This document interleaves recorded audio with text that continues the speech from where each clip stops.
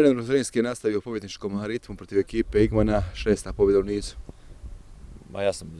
Više smo nego zadovoljni, treba čestitati igračima na zaista kvalitetnoj predstavi. Od prve minute smo dominirali do zadnje. Imali smo drugo polovrijeme, doduše jedno 3-4 minute gdje su oni onako bili mrvice opasni, ali generalno jako sam zadovoljan. Kažem, imali smo još i šanse za možda i uvjerljivu pobjedu. Znamo da uvijek kažete da je kolektiv došao do pobjede, no trebamo izdvojiti opet taj napadački dvojac. U listu strelaca su se upisali Bilbija i Kiš. Pa to im je i posao, ali neću reći ništa novo ako kažem da su oni zaista dva izuzetno kvalitetna napadača.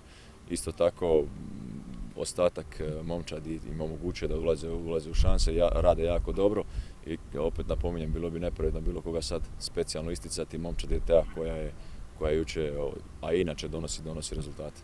Zanimljivo kada je u pitanju raspored trećeg kruga prvenstva, ponovno igrate idućeg vikenda sa ekipom Igmana. Je li to dobra situacija ili loša situacija? Pa mislim da nikad nije dobro igrati kolo za kolom s istim protivnikom, ali dobro, sad šta je tu je, tako se tablica odvrtila.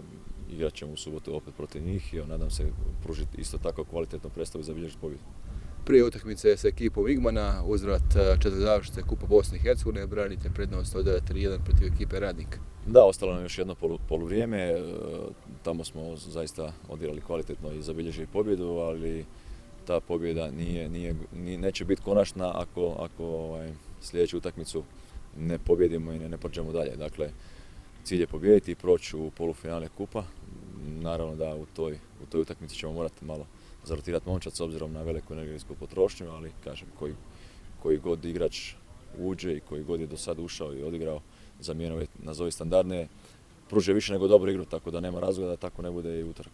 Kako je inače stanje sa igračkim kadrom? Kerim Emija nije bio u konkurenciji za utakmicu sa ekipom Igmana, ostali igrači su spremni.